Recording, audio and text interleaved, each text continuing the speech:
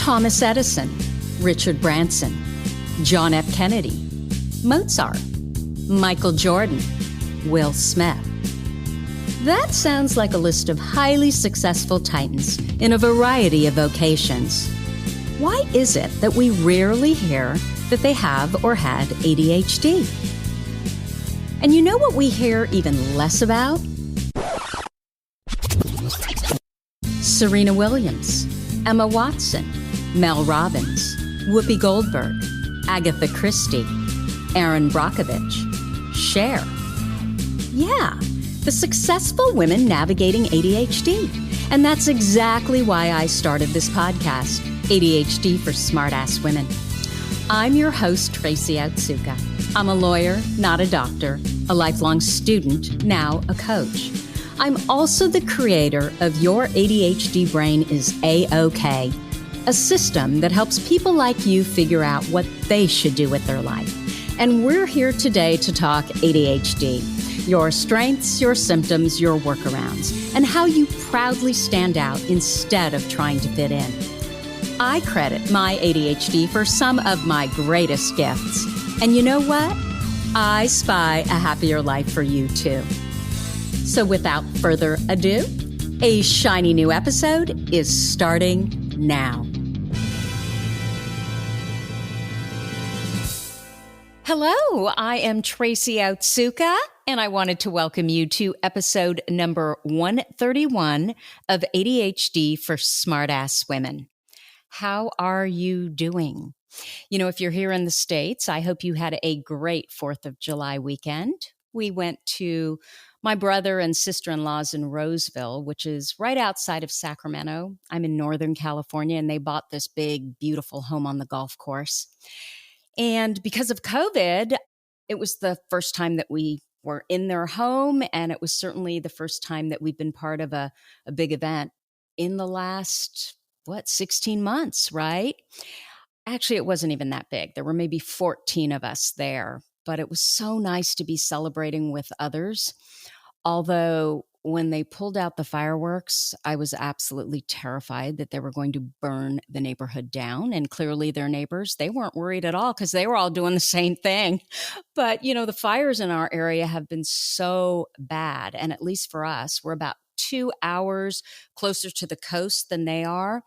We had only about 45% of normal rainfall this past winter, so we are especially dry. So happily, nothing caught on fire, but I still don't know what their community is thinking allowing fireworks. Sorry. Those things, I mean, we're literally sitting there in our, little lawn chairs out in the front, and thankfully they have this giant driveway that's all concrete. So that's where they were, on the driveway and then into the street. But these things, they shoot sparks everywhere. And, they're banned in our area. So I'm not sure why Roseville allows them. But in any case, there were no fire trucks coming to our home, right?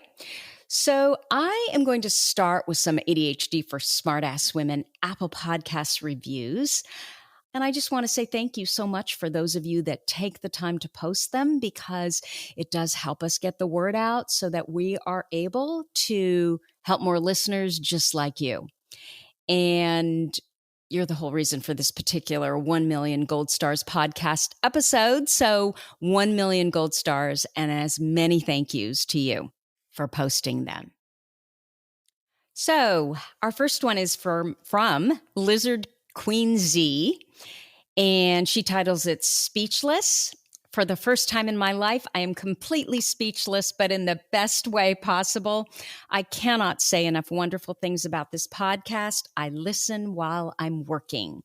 Well, thank you, Speechless. We love that kind of speechlessness, so I appreciate it. The next one is from Stacy722, and she titles it So Grateful. life-changing podcast. I'm so eternally grateful that I found this podcast. I'm 28 and I've just started graduate school for speech pathology. You go, Stacy. I'm in the process of getting screened and tested for ADHD through my university's counseling center. I also have anxiety, so I felt ashamed, embarrassed, and alone when I realized I clearly have all the symptoms of ADHD. This podcast has helped me change my mindset about ADHD and recognize that I'm in control. Yes, you are. You and that brilliant ADHD brain of yours. Good luck to you, Stacy. The final review is from Another Girl Missed, and she titles it, "This podcast is a launching board toward next right steps." I was diagnosed with ADHD at 34 years old this week. Welcome. It's a good news diagnosis, isn't it? It's only up from here. So that wasn't part of the review. She goes on to say, "I have a lifetime of experiences that should have led me to this realization sooner, but here I am. You're still a baby.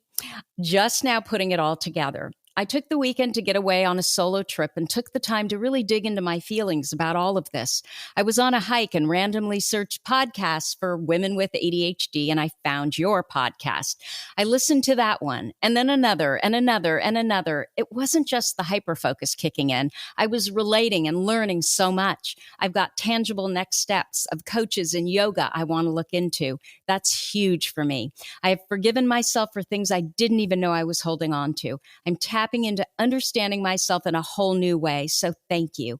Thank you for each and every episode. You are changing lives by casting the light on how to thrive and pivot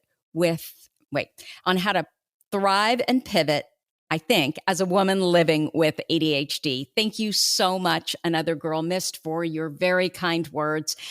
And I am just so appreciative that my work is making a difference in your life. So more gold stars to you because you're giving them back to me, right? It's just kind of like this cycle.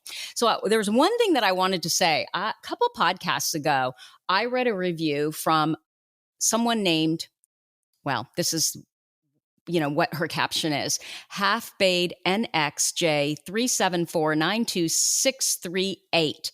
And I got 2 comments from listeners saying, I guess what I said is, her name is Half-Bade NXJ and a bunch of numbers. And they thought that what I was doing was making fun of her last name and not even trying to pronounce it. But literally, her username is Half-Bade NXJ 3749268. So that literally is her name. Please know that I would make every attempt to pronounce any name. I'm half Japanese, right? So I know about names that are difficult to pronounce. So anyway, what are we going to talk about today? Well, you know that we struggle to celebrate, right? It's the reason we often think that we haven't done anything with our lives. We're done with one thing, and rather than patting ourselves on the back and acknowledging what we've accomplished, we're like, next, and we move on to the next thing. And this is because of something called reward deficiency syndrome. So the way our brains are wired, we rarely get the amount of satisfaction that we expect to get when we've accomplished something. So what do? We just jump right into the next thing. It's also what's responsible for all kinds of struggles and addictions, whether we're talking about food, alcohol, drugs, etc. So you start drinking that one glass of wine or eating that piece of cake with an expectation of a certain level of satisfaction that never comes. So that leads to the second glass of wine or the second piece of cake, and that doesn't do it either, and so on and so on. What's the solution? Well, we can start by pausing and making ourselves celebrate. Really taking the time to acknowledge what we've accomplished. And you might know by now that this is what I really struggle with. Many of you have probably heard me talk about how in college I coined the term post-final depression because rather than be excited about my midterms and finals, ending, like all my friends were, I always felt kind of down. Like, oh my gosh, isn't there anything more? And despite the fact that I graduated from college and graduated from law school and then graduated from graduate law school, the only graduation of the 3 I attended was law school. And that was because my parents made me. So I was always focused on the next thing to accomplish, right? Rather than pausing and appreciating what I had actually just accomplished. So this podcast episode, it's going to be all about celebrating our podcast, ADHD for Smartass Women. Because guess what? We have now surpassed 1 million downloads. Who would have ever thought that? I mean, certainly not me. And it's funny, but once I'm there, I'm kind of like, okay, well, what's next? Rather than just being in the moment and being able to celebrate this accomplishment. So anyway, my live video tech expert and friend, Sandra Santorino, she is really good about celebrating. And she's got ADHD, but she's super good about it. And she's one of those women that's always getting her hair done, her nails done. She's all about pampering and self-care. I think she's meditated for 900 and some odd straight days. It may be more than that. I think it was more than 3 years. And she did it all, in her own podcast. So she's one of those people, she'll try all the newest spa things. I remember when she did a live video going into one of those cryotherapy booths where I think it's probably not below freezing, but it's really, really cold, right? All those fumes are coming out of it's like, they're not fumes. What are they called when it's really cold? It's not smoke, but it looks like smoke. Oy, sound like an idiot. Anyway, I am the absolute opposite of her. And I'm kind of cheap when it comes to spending money on those kinds of things. So, what I'll do with my hair is I wait till I can't stand it anymore. And then, of course, at the very last minute, I need to get in to get my hair cut, right? I am every hairstylist's worst nightmare. In truth, I also don't like sitting there. I feel like I'm actually being held captive. But I've had the same stylist for 20 years, and I still cannot believe he hasn't fired me. I think it's because of my husband, who's the absolute opposite of me. He's always the one that, when he's sitting in the chair, he makes the appointment for the next appointment. And it's always, the standing appointment 4 to 5 weeks out. And I think because our stylist, Joe, who is awesome, I love him. I think because he loves my husband, he's kind of stuck with me, right? So anyway, when Sandra found out, boy, I digressed. When Sandra found out that our podcast had just surpassed 1 million episodes, not 1 million episodes, 1 million downloads, 1 million episodes really would be something to celebrate, don't you think? Anyway, she asked me, so what are you going to do to celebrate? She asks those kinds of questions all the time. And I had this blank look, we were on Zoom and I said, I don't know. And she said, I think you should have a podcast episode dedicated to this accomplishment. And I'm like, really? And she's like, yeah, you need to do this. And then I thought about it and I concluded that she was right because you're my people, right? And I think I'm your people. So I was also thinking this weekend that you're really the only people that I could celebrate this with.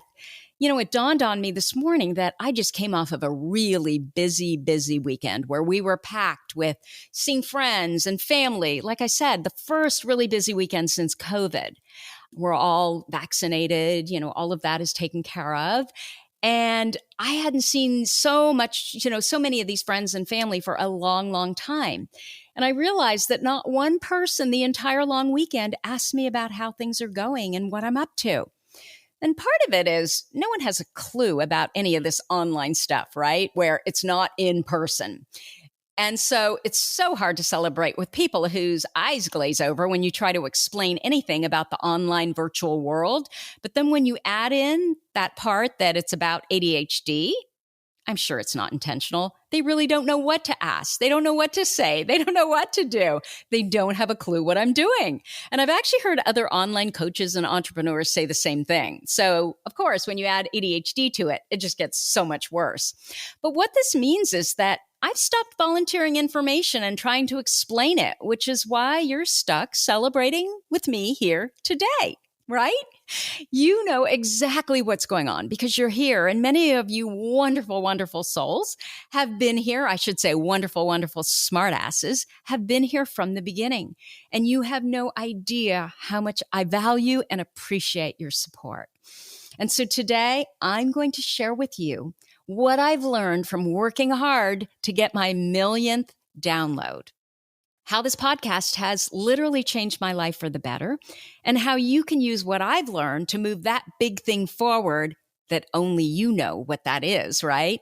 That will likely change your life too. And as I'm sitting here thinking, okay, I want to be fair, my sister-in-law, who's a therapist, she did say some very complimentary things about our group and what we've been up to and how she's constantly referring anyone with ADHD our way. So I want to be fair. She gets it, but she's the only one. Okay, so let's start with the number one thing I've learned.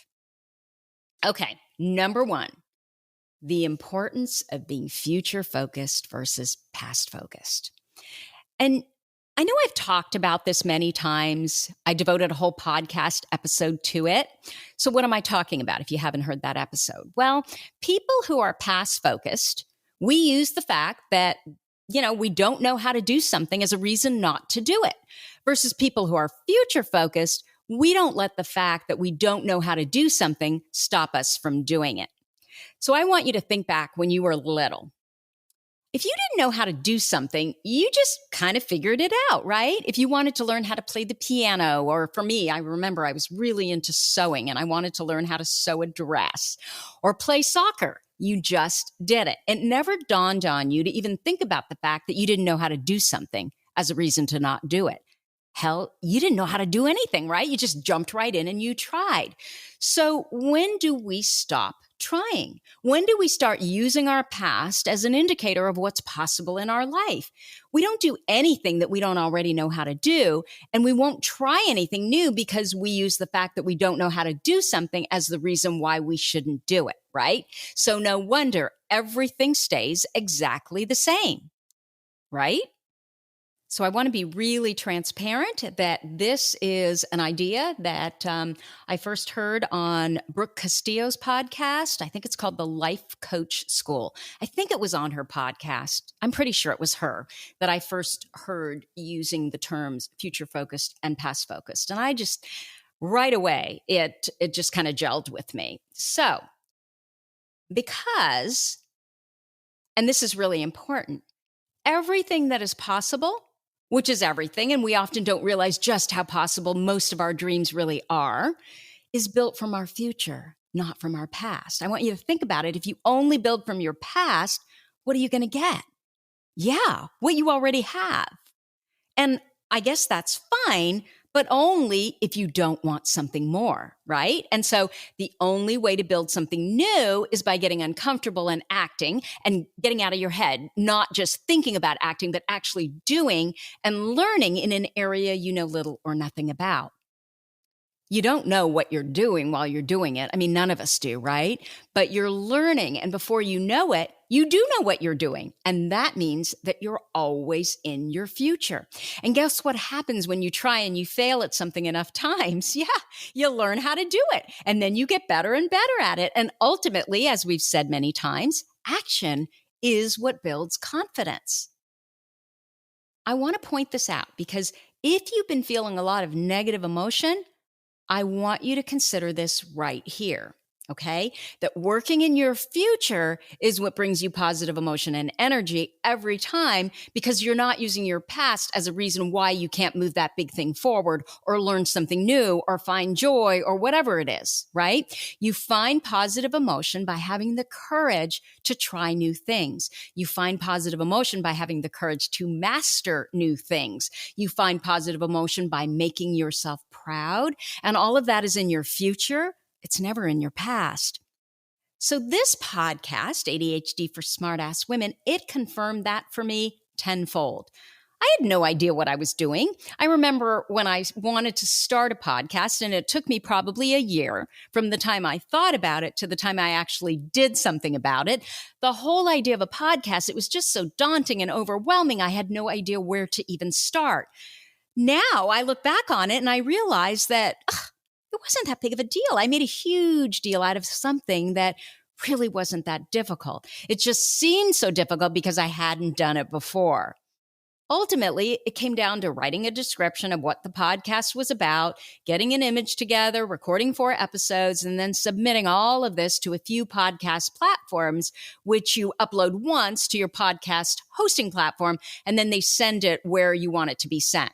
And I didn't even do this myself. I hired someone to, of course, I recorded the episodes. I wrote the description and I recorded and outlined all of the episodes. So, of course, it was all me on the podcast episodes, but all the other stuff, I didn't do it myself. I hired someone so it would be even easier. I asked myself, well, how do I make it easier? Because the goal is to get it done. The goal is not to be able to say, oh, I did this all myself, which in truth, that used to be my goal. I mean, it was ridiculous. If I didn't do every little step myself, somehow I felt like I was cheating. I mean, that's insane, right? Nobody's asked me, did you upload everything, all your episodes and everything to Libsyn is the platform that I use. Did you do that all yourself? Do you edit your own podcast? Nobody asks me that unless they're thinking about starting a podcast. I gave myself enough time and I broke it down into the smallest pieces possible. So one item on my list was to create a title for my first episode. And this was after I had already recorded the episode. So I knew, exactly what it was about. I kind of had an idea of title, but that's how small I would make my to-dos. And the deal I struck with myself was that it didn't matter how little the podcast to do was, as long as I got something done every workday.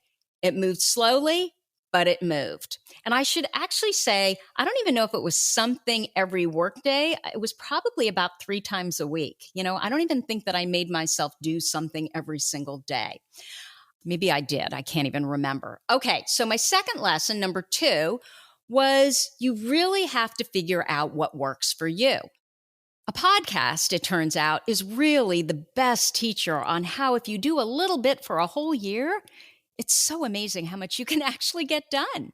Because I'm no different than you. I struggle to remain consistent, and I was so worried that I couldn't do it, which is why I couldn't think about doing it for a year. I couldn't even go there with my brain. I would have quit. I could only pay attention to what was right in front of me, which was 1 week at a time. For the first 6 months, it literally almost took up the whole week. Not really, but I was worried about it, right, for a whole week. And then what would happen is I ended up recording it on a Friday, like right before the deadline. And I realized that I couldn't continue on like that because it prevented me from getting a lot of other things done that I think could have gotten done a lot quicker had I not been consistently worried about this silly podcast in the back of my brain. What I discovered, though, was that I could batch record 4 episodes at a time. And that worked brilliantly for me.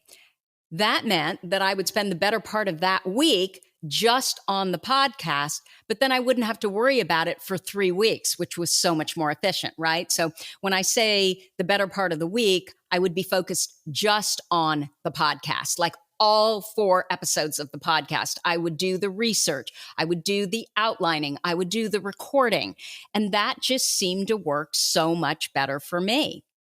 My problem, and I'm sure you can relate, is always about starting. But once I start, I can't stop.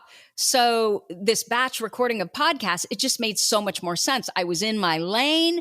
I was totally paying attention to one thing, and it was so much easier. And guess what? Over time, it started to feel so much more manageable. I learned how to do it quicker and more efficiently, right? I was no longer worried about, oh my God, can I keep this up? Am I going to be able to last through the next week or the following week? By then, I was also getting regular gold stars from all of you in the form of emails and direct messages and reviews. And I realized that in my own ADHD way, what I set up that would work for me, batching, and then building accountability in the form of not wanting to let down my listeners who were sharing messages with me like, you've changed my life, or I wait every week for the next episode, that those were the things that really kept me on track. It kept me within the rails. And I don't know about you, but I've said this before, I will disappoint myself, but I won't ever disappoint someone else. And that was key for me to maintain consistency. So I built a workaround. And that leads me to number 3. Don't believe what you think, and what they say about you is none of your damn business. I'm like you. 100 people can say wonderful things and rave to the ends of the earth, but give me one person that says something nasty, and guess what I will focus on? The nasty person. So I knew that the only way I could do this is if I kept my head down and I just kept going. What other people said about me was none of my business because I knew that that would sidetrack me and likely even stop me from moving forward and getting into action, right? I'd be stuck in my head instead of in my body, moving all this forward. I kept my head down for a year and a half and I just kept working. The podcast was growing. It seemed to be doing well. I did get a lot of messages, oftentimes every day, right, from you, my listeners. But honestly, I really didn't have a clue what was really going on with the podcast. Remember, I am not a numbers person. I had no idea what a successful podcast even looked like. I didn't know what it needed to be considered successful. And that's when I talked to a literary agent who looked at my numbers, and he's the first one who told me, you know what, Tracy, that podcast of yours, it's doing really well. So then I ended up hiring Elise over at She Podcast to look at my podcast, and she shared the numbers with me. And I couldn't believe it because I hadn't paid attention to any of it. I didn't even care. All I cared about was the fact that I loved doing it and my work seemed to be making a difference in other people's lives. So I just kept my head down. To this day, I do not go searching for what people think. The only place I ever look is on Apple Podcasts. And that's just when I use the reviews for like here for our intro. I mean, obviously I have to read them. I don't go on Reddit. I don't read comments on YouTube. Every once in a while, they pop up on my phone on notifications. And if I see one and I feel called to respond, I might, but I rarely do that. You know, when I do my live Master Series trainings, we have the chat running. We also have a free Facebook group that runs with it. And if people tag me, I try and respond. But I've had all kinds of people tell me to go back and read the chats because they were so good. And my VAs are often trying to get me to go back, and they'll tag me in a group thread because, you know, everybody's so nice in what they're saying. And I'm like, I choose not to read what people write about me because I know that no matter how hard I work, how hard I try, how good my content might be, there's always going to be someone who disagrees with me, who I've slighted or offended, I didn't consider, you know, on and on. And this is the thing, their comments, you know, do affect me, which means I spend time considering, do they have a point? And that at a minimum, it wastes time, you know, if they really don't. And worst case, it makes me change what I do and my actions. And then I'm losing focus. I'm getting sidetracked. I'm moving away from that intuitive place of who I really am. And then I'm doing less of what I really want to do that, frankly, I believe I really need to do. So because I don't read the bad stuff, I feel like, you know, I shouldn't be reading the good stuff. So that's just, and I'm always afraid that if I'm going into the good stuff, I'm going to read some bad stuff. So I have developed this philosophy that, you know, what they say about me is none of my business. And that's just what I do. So it's interesting, though. One of the women that participated in this last free master series that I ran, 5 Days to Fall in Love with Your ADHD Brain, she is so smart, so amazing. And frankly, she's doing exactly what she should be doing. I mean, I'm certain of it. She loves it. And she shared with me that she's created this wonderful community that's free, and she would regularly get these amazing messages of appreciation from her membership. And so she wanted to continue to grow the community, but it was really expensive to continue to do so. So she started to charge, it was like $6, I think, for 3 months for her newsletter.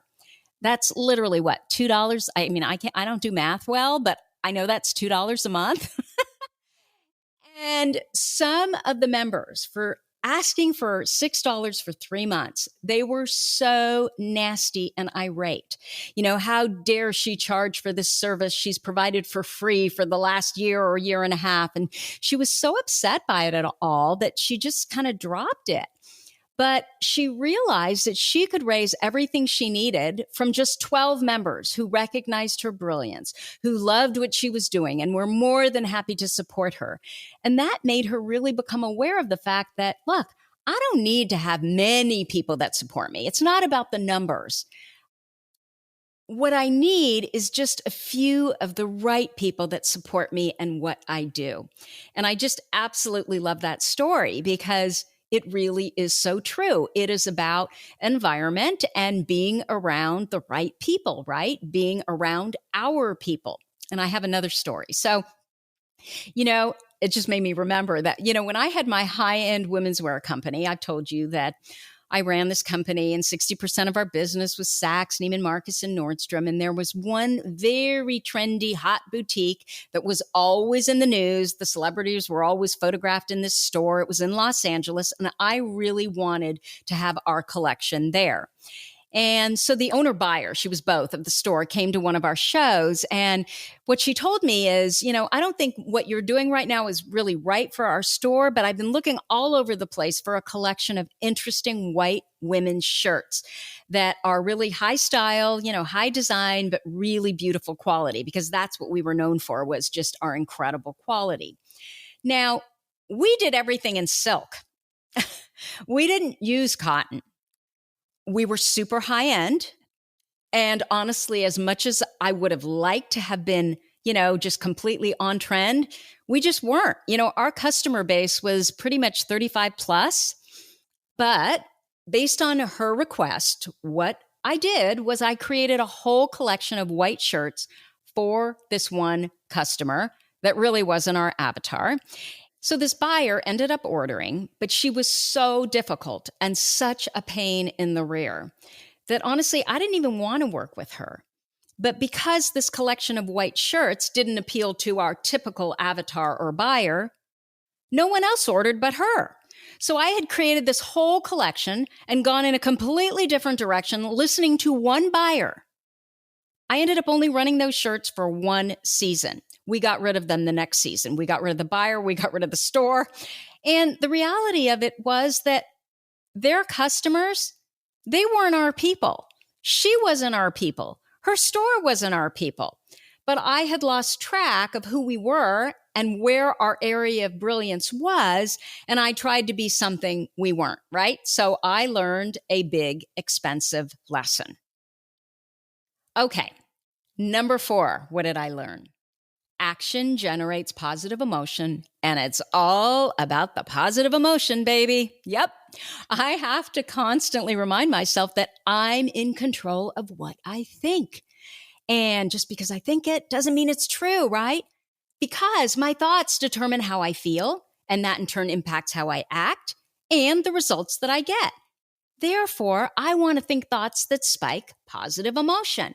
We're gold star people. Our ADHD brains thrive with positive emotion, and we wilt around negative emotion. Positive emotion in turn generates positive energy, and that in turn motivates us to do what it is that we want to do. This motivation helps our focus, which in turn translates into more action. We do the stuff. We check off the to-dos on our to-do list. What happens when we get things done? We get the results we want. We accomplish what we want to accomplish. And that then continues the cycle, right? Your new thoughts are now, wow, I did it. Well, good for me. I am so proud of myself. I can do this. And then that creates more action, more results, and of course, even more dopamine. We are basically learning how to fire our own dopamine. But keep your head down and don't let anyone's opinion, advice, bad mood, or ill will allow you to break the cycle, because it's all about action and positive emotion, right? Action builds the experience, which then builds the confidence. And what others think of us often gets us out of action, or at least the right kind of action. Remember, the boutique in Los Angeles, right? With the woman who wanted the white shirts. I shouldn't even been doing that. But somehow there was something that I wanted, right? I wanted to be, in that boutique that was known as the hip. Is that even a word people use anymore? It was the it boutique, right? And so I was going to do whatever it took to get an order from her so that I could say I was in that boutique. Yeah, I can say I was in that boutique, but how did that serve me? How did that serve my company? How did that serve my existing client base, my existing buyers, right? Who they weren't going to buy that. It just took me away from what it was that we did that we were brilliant at. So does this mean you should never listen to what others say? No, I don't believe that at all. I mean, I've received comments from listeners that were totally legitimate, totally on point. Or if nothing else, they made me consider something I hadn't thought about. And I have absolutely addressed them and changed what I was doing or apologized or said, I'm going to do this differently. The key was that they were respectfully delivered and well thought out, and they were correct. They made sense for me and what it is that I'm trying to do. Okay, number 5. It's never too late. And its sister truth, you are never too old. Look, if you're bored, if you're feeling as if you're not living to your potential, if you know without a doubt that you're meant to do more with your life, and you know deep down what it is that you really, really, really want to do, you have to do it. I am no different than you. I keep telling you this, right? So my daughter was in college. My son was in high school when I started this podcast 2.5 years ago. And the weirdest thing that I remember thinking is, I want my kids to be proud of me, their mother. I want to be an example for them that was all about going after what you want, not getting cowed by fear or what other people might think. I wanted them to see that you didn't need fancy degrees or even any knowledge at all to do what you want, and that it was okay to learn in public and develop an expertise by getting into action, by connecting with the right people and doing the work rather than collecting yet one more degree, which in truth, I feel like up until this podcast, I kind of hid behind that. And the thing is, it's never enough, right? I always needed another degree because I'm ADHD. And so there's always something new that I'm interested in that I don't know anything about. What I learned is more important than any degree is time in the trenches, doing the work and achieving results. And that's true, even though I had no plans to do anything more than just start a podcast to share information with other ADHD women that I felt wasn't being shared to the degree that I felt it needed to be shared. But because of my interest and my work, one thing led to another, right? Doors opened. So you never know where anything is going to lead. But if your area, in air quotes, is in the sweet spot where your values, your strengths, your talents, skills, passions, and purpose intersect, I believe the sky is the limit for you. You know, I constantly hear, but I'm too old. I just got diagnosed at 56 and I'm too old. No, you're not. We have so many women in our AOK program that then move on to the AOK agency because they've graduated, right? And they have started new ventures and they are full of life and excitement and joy. And they're in their 50s and sometimes even in their 60s, right? With age comes wisdom. All the studies show that those that are in their 40s, 50s, 60s, and even beyond are much more likely to start new ventures and succeed.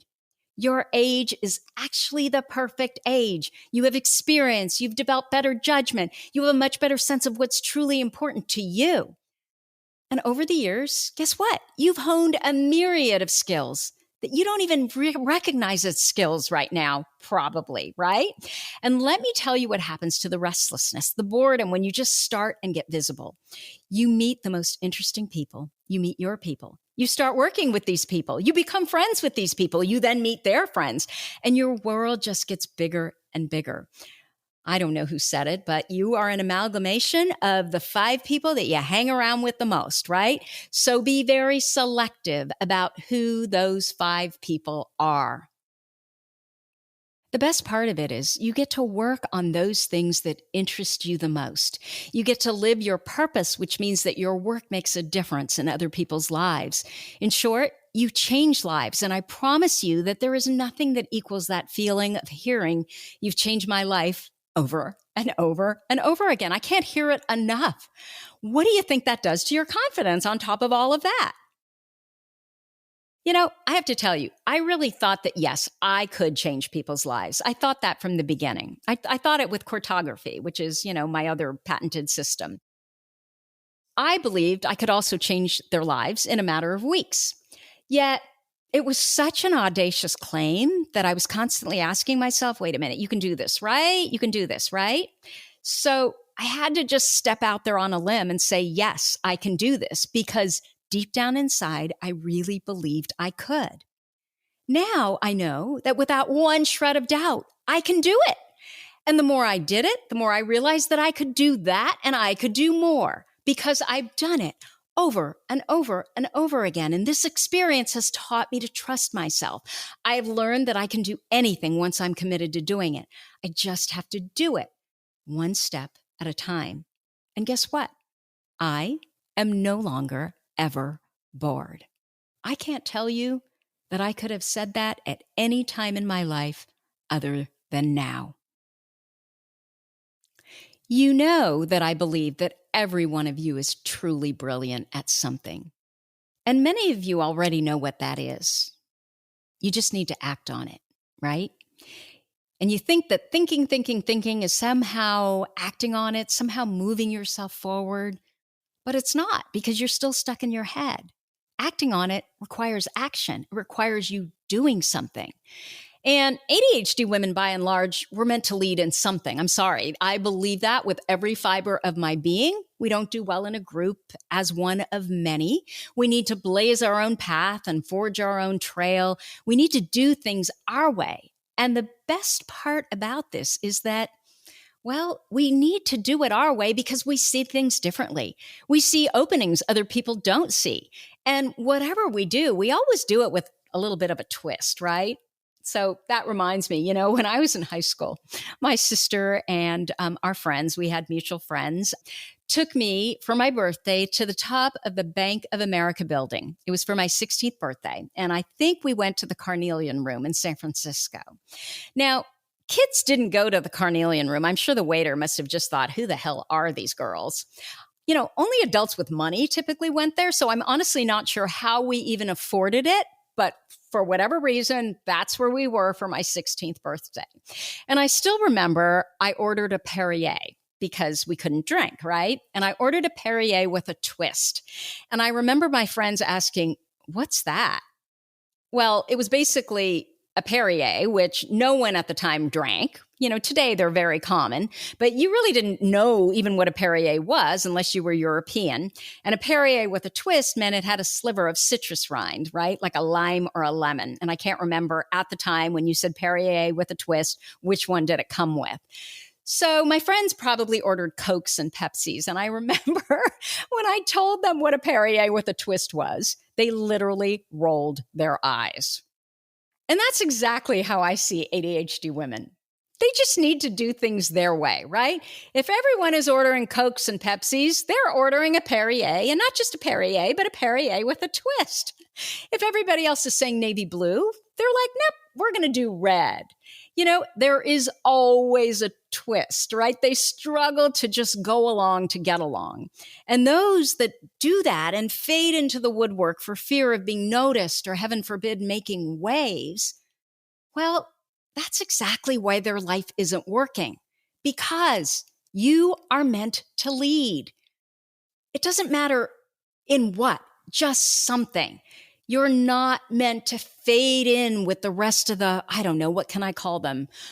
How about beigers, right? But when we feel like we're always too much, that's exactly what we do. The problem is not you. It's that you're not in the right environment. You're around the wrong people. You are not with your people. So those are the 5 key things that this podcast has taught me. But I want to make this tangible and applicable to you. I want you to think about what you'd really love to do. That thing that you're scared to do, but it's a good scared. Maybe you're worried about what other people will say or think, and that's why you haven't done it, but it's still there, right? You think about it all the time, and it's been there for a while. And your gut tells you, do it in big, flashing letters. What if you just decide right now, enough, no more thinking, now's the time. I'm going to work on it. And then you just get into action. What if you did that? And if you did that, okay, that would be step 1. So then what would step 2 be? Well, step 2 would be that you start talking about it. By talking about it, you make it real. You hear yourself sharing it with other people. It's no longer just in your head, right? Initially, though, I want you to only tell the people that are your people, the ones that are trustworthy and always supportive. But this is the deal. You need to make it clear. You're not asking them for their opinion. You're just asking for their support, because you've already decided that this is what you are going to do. Now, we know that our ADHD brains, they're all about the shiny, right? We see something here and this is what we want to do. And then we're over there and that's what we want to do. However, in my experience, there's always something underneath all of this that we've been thinking about for a while, but it stays in our head. We don't do anything about it. Sometimes we might tell a friend, sometimes we tell too many friends, but that's more about all those different ideas. But we never get into action. We don't tell anybody about that thing that we really, really want to do. But with all those little bright shinies, if we never get into action, it never becomes anything but one more thing we think about doing that we don't do. The key is really the intention, right? We want to pick that no, let me get rid of perfect. There is no such thing as perfect. You do it, you get into action, you do more, you get information, and that's how we make things better and better. But there's no such thing as perfect. So the key is the intention, that we pick that thing that really would help us move forward, that we have thought about for a long, long time, and we really want to do. So the thing we're choosing to do is what we've always wanted to do, but we've been too scared to admit it to anyone. And as I'm sitting here talking to you, I'm realizing that whatever you choose right now, it doesn't even have to be that big at all if you're just not ready for that just yet.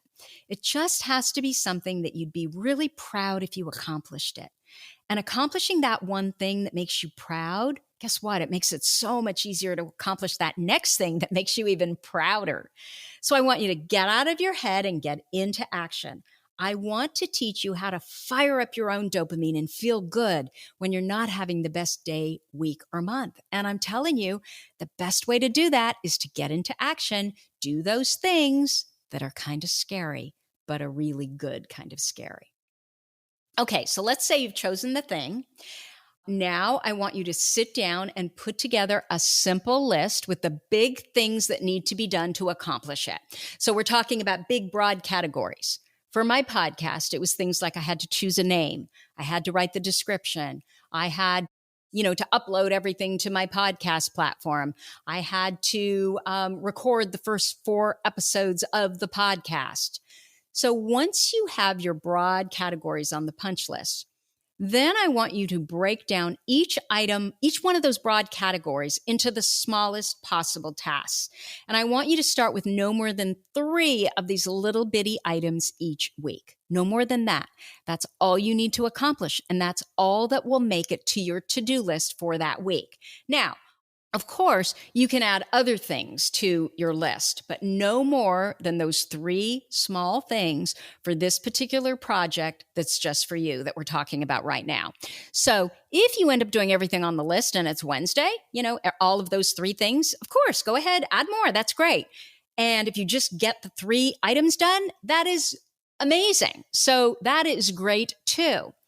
We typically, though, as ADHDers, we just have way too much on our to-do list. No one could complete all of the stuff that we have on there. And so what ends up happening is we never end up celebrating our accomplishments. Instead, we beat ourselves up for what we didn't get done rather than looking at all the things we did get done. Remember, a little itty bitty step each week, 3 little itty bitty steps each week will move your project forward. Okay, so that's step 2. Now, next step 3. Then I want you to get creative. Is there anything that would help you get your 3 items done this week? Could you schedule a working Zoom session with a friend? Could you go to a coffee shop and do it there? Could you schedule a FocusMate session? FocusMate is a virtual body doubling application, and we have a ADHD for Smartass Women FocusMate group over at FocusMate. And I think they charge, it's really nominal. I think it's $5 for unlimited sessions for the month. And you've heard me talk about it. I mean, I did an episode with, what's her last name? First name is Rachel. And I think she has 1,800 FocusMate sessions that she's done. And her whole life is scheduled around FocusMate. So people have been very successful with it. Okay, so the last question I want you to ask is, what has worked in the past when other things haven't? If scheduling a Zoom session or going to a coffee shop, if that's, if you think, I don't think that's going to work for me, well, what has worked in the past that has? So between you and me, I'm kind of sick of my house, and I'm even sicker of my desk. Both of my kids are back in New York City, so it's just my husband and me and our little dog. And I have to tell you, after 16 months of being in this home, pretty much 24/7, I am kind of done. The whole COVID thing, I'm totally done. And so I was struggling to find new ways of getting work completed that I struggled to get done. My big problem, it's long form writing. So about 2 weeks ago, I literally dragged my husband to Restoration Hardware. So Restoration Hardware, if you don't have one in your area, it's this big, frankly, overpriced homeware store, but it's furniture. It's basically this big furniture store. And in certain areas of the country, they have these Restoration Hardware stores where they have these big, beautiful restaurants up at the very top. And they're just these huge standalone buildings.